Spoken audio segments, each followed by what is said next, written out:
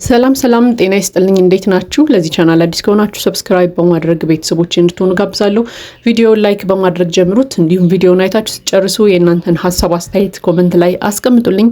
እንግዲህ ዛሬም እንደተለመደው በአዲስ ቪዲዮ መተናል። እንግዲህ ዛሬም አንድ የተፈጠረ ነገር አለ።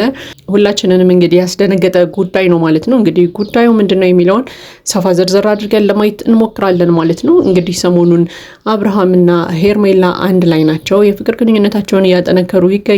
እንግዲህ ሩታ ደግሞ ይቅርታ እየጠየቀችው እንደሆነ ሁላችንም እናውቃለን። ወደ ቤቱ እንዲመለስ ልጃቸውን አብረው እንዲያሳድጉ እንደምትፈልግ እየነገረችው ነበር። ያው አብርሃም ግን አልተቀበላትም ማለት ነው። ምክንያቱም ከሄርሜላ ጋር ያለውን ግንኙነት ይፈልገዋል።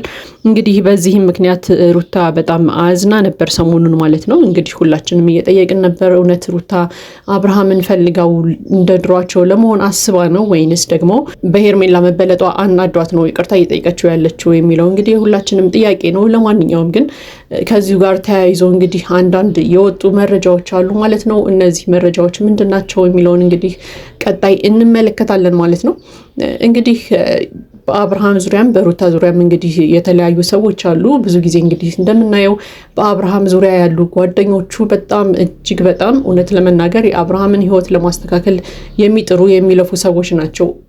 የምርም ጓደኞች ናቸው። ከአብርሃም ጎን ሆነው አብርሃምን በነገሮች ሰፖርት የሚያደርጉ ልጆች ናቸው። አብዛኛውን ጊዜ ደግሞ በሩታ በኩል ያሉትን ስናያቸው ደግሞ የሩታ ሕይወት ምስቅልቅል እንዲል የሚፈልጉ ሰዎች ናቸው ማለት ነው። በተለይ ዳኒና ሜሪ ማለት ነው። እነሱ ካሉ ምንም አይነት ሰላም አይኖርም። ብዙ ጊዜ አብዛኛውን ጊዜ ሩታ የራሷን ውሳኔ እንዳትወስን ሀሳቧን እየጠመዘዙ የማይሆን መቀመቅ ውስጥ የሚያስገቧት እነዚህ ናቸው። በነገራችን ላይ የአብርሃምና የሩታ ግንኙነት እጅግ በጣም ክፍተት እንዲኖረው ካረጉ ሰዎች መካከል እንግዲህ ዳኒና ሜሪ ሁሌም ተጠቃሾች ናቸው ማለት ነው። ለማንኛውም ግን አዲሱ መረጃ ምንድነው የሰማነው? እንግዲህ ሄርሜላን አግተው አብርሃምን ሊያሰቃዩት እንደፈለጉ እንግዲህ ሰምተናል ማለት ነው። ይሄ ነገር ደግሞ እጅግ በጣም ነው የሚያስደነግጠው። ሊያበቃል የምንለው እንግዲህ ሴራ ከቀን ወደ ቀን እየባሰበት እየጨመረ ሄዷል ማለት ነው። እንግዲህ ሩታና በሩታ ዙሪያ ያሉ ሰዎች እያሰቡ ያሉት ተንኮል አለ ተብሏል። እሱ ምንድነው? ሄርሜላን አግተው ይዘው ከአብርሃም ጋር ለማለያየት ወይ ደግሞ አብርሃምን እንደፈለጉ ለማድረግ እንዲመቻቸው ሄርሜላን አግተው ይዘው እንግዲህ አብርሃምን ሊጫወቱበት እንዳሰቡም ተሰምቷል። እንግዲህ የሩታ ይቅርታም ውሸት ነው ማለት ነው። ወይ ደግሞ አብርሃምን ወደሷ ለማቅረብ ከዚያ ደግሞ እንደፈለገች አድርጋ ለመበቀል እንዲመቻት ከሄርሜላ ጋርም ለመነጣጠልና ብቻውን ለማስቀረት እንደሆነ ታውቋል ማለት ነው። ይሄ እጅግ በጣም ነው የሚያሳዝነው። ለማንኛውም ግን እንግዲህ ሄርሜላ የራሷን ጥንቃቄ እንድትወስድ እንግዲህ በአብርሃም ዙሪያ ያሉ ሰዎችም ሲነግሯት ነበረ። እንዲህ አይነት ከባድ የሆነ ነገር ሰምተናል። ከባድ የሆነ ሴራ እያሴሩ እንደሆነ አውቀናል። ስለዚህ ራስሽን ጠብቂ፣ አብርሃምንም ጠብቂ እያሏት እንግዲህ ሲያስጠነቅቋት ሰምተናል ማለት ነው።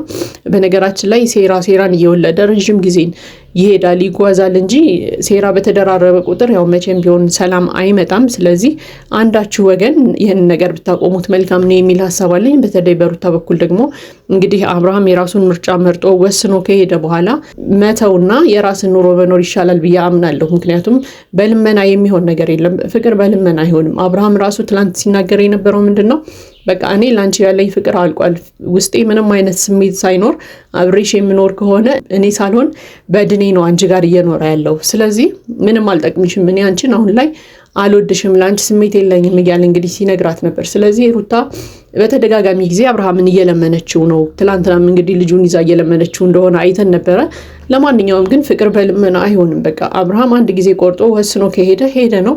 ዝም ብለሽ የራስሽን ኑሮ ብትኖር ይሻላል ብዬ አምናለሁ። በዙሪያሽ ያሉትን ሰዎች የዳኒና የሜሪን ሀሳብ በተለይ እየተቀበልሽ የባሰ የማትወጩ መቀመቅ ውስጥ ባትገቢ መልካም ነው የሚል ሀሳብ አለኝ። ምክንያቱም የእናንተ ጉዳይ በህግ ራሱ የተያዘ ጉዳይ ስለሆነ ማለት ነው። ባለፈው አብርሃም ልጁን ይዞ ከጠፋ በኋላ ያው ህግ ጋር ሂዳችሁ ልጃችሁን በስርዓት እንድታሳድጉና ማናችሁም እንደዚህ አይነት ነገር እንዳትፈጽሙ እንግዲህ ተነግሯችሁ ነበረ። ስለዚህ አሁንም ቢሆን እጅሽን እየጠመዘዙ ሀሳብሽን እያስቀየሩ ወደማይሆን ቦታ እንዳያስገቡሽ ብትጠነቀቂ ይሻላል። ይሄ ሴራ የምትሉትን ነገር አቁማችሁ የራሳችሁን ኑሮ ብትኖሩ መልካም ነው የሚል ሀሳብ አለኝ። ምክንያቱም በቃ እና አብርሃምን እያየን እንደሆነ ወደ እናንተ ዙረው እንግዲህ ሴራን እያሰቡ አይደለም፣ የራሳቸውን ኑሮ እየኖሩ ነው። አብርሃምም ሄርሜላም ቢሆኑ ማለት ነው። ስለዚህ አሁን ደግሞ ያሰባችሁት ነገር ጭራሽ ሰው ማገት ከሆነ ይሄ በጣም ከባድ ወንጀል ነው።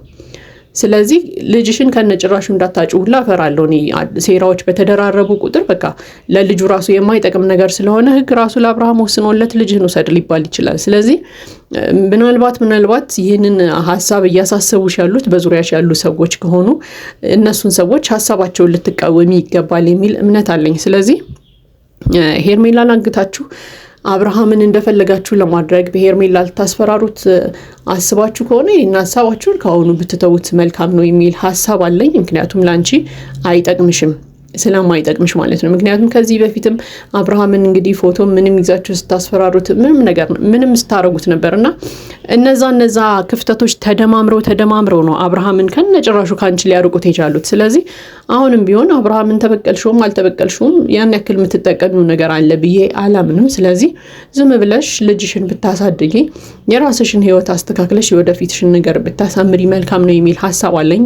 ያሰባችሁት ሀሳብ እውነት ከሆነና ይሄንን ሴራ እውነት አስባችሁት ከሆነ እጅግ በጣም ነው የሚያስጠላውም የሚደብረውም እውነት ለመናገር። ስለዚህ በቃ አብርሃም የራሱ ኑሮ እየኖረ ነው፣ ታዩ በቃ እርሺው። እሱን ወደኋላ ብትመለሱ ራሱ እንደዚህ አርገሽ ነበር እንደዚህ አርገኸኝ ነበር እየተዋዋላችሁ ሰላም ያለው ኑሮን አትኖሩም ብዬ አምናለሁ። ስለዚህ አብርሃም በሄደበት እንግዲህ ይቅናው ሰላም ይሁን ብለሽ ትተሽ የራስሽን ኑሮ በሰላም ብትኖሪ መልካም ነው ላለው። ነገር ግን በዙሪያሽ ሆነው መጥፎ የሚያሳስቡሽን ሰዎች አሁንም ቢሆን ሁሉ ጊዜ እንደምንለው እንግዲህ ከራስሽ ብታርቂያቸውና የራስሽን ኑሮ በሰላም እንድትኖሪ ብታመቻች ነገሮችን የተሻለ ነው የሚል ሀሳብ አለኝ። ለማንኛውም ግን ሄርሜላም እንግዲህ ይህንን ወሬ ከሰማሽበት ጊዜ ጀምሮ ራስሽን ብትጠብቂ መልካም ነው። ምክንያቱም የሚፈጠረው ነገር አይታወቅም። በተለይ እነ ዳኒ እና ሜሪ ካሉበት እንግዲህ እስከዛሬ ድረስ ያለ ይሉኝታ እንግዲህ ብዙ ነገሮችን አድርገዋል። አሁንም ላንቺ የሚራሩበት የሚመለሱበት ምክንያት የለም ብዬ አምናለሁ። ስለዚህ ራስሽን በደንብ ብትጠብቂ አብርሃምንም ብትጠብቂው ሁለታችሁ ብትጠባበቁ መልካም ነው የሚል ሀሳብ አለኝ። ነገር ግን ሩታ አሁንም ቢሆን በዙሪያሽ ያሉ ሰዎች የሚጠቅሙሽ ሰዎች አይደሉም። ምክንያቱም ባለፈው እኮ አይተናል አይደል? ሩታ ጋር ዳኒና ሜሪ የተጣሉ ቀን እኮ አይተናል። በበነገታው ዳኒ የት ነበር? ቀጥ ብሎ እና አብርሃምና ሄርሜላ ጋር ሂዶ ቀለበት ገዝቶ በቃ እንድትጋቡ ፈልጋለሁ እያለ ሁላ ቀለበት ይዞላቸው ሲሄድ እኮ አይተናል አይደል? ስለዚህ በዙሪያሽ ያሉ ሰዎች ልባቸው አንቺን መጥቀሙ አይደለም የሚያስበው። በተጣላሽ በበነገታው ጠላቶቼ የምታያቸው ሰዎች ጋር ሂዶ ባልሽን ሊያጋባ የሞከረ ሰው ነው። ስለዚህ አሁንም ቢሆን ከአንቺ ጎን ቆሞ እኔን ይጠቅመኛል ብለሽ እንዳታስቢ። በቃ መጥፎ ነገርን ሁሉ ጊዜ የሚያስቡት ከሀሳባቸው ራሱ ጥሩ ነገር ሲወጣ አይተን ስለማናቅ ማለት ነው። ለማንኛውም አንቺም ቢሆን ሩታ ራስሽን ጠብቂ፣ በዙሪያሽ ያሉ ሰዎችን መርምሪ፣ ነገሮችን አስተውለሽ ብታደርጊያቸው መልካም ነው የሚል ሀሳብ አለኝ። ይህ እንግዲህ የኔ ሀሳብ አስተያየት ነው። የእናንተን ሀሳብ አስተያየት ኮመንት ላይ ያስቀምጡልኝ።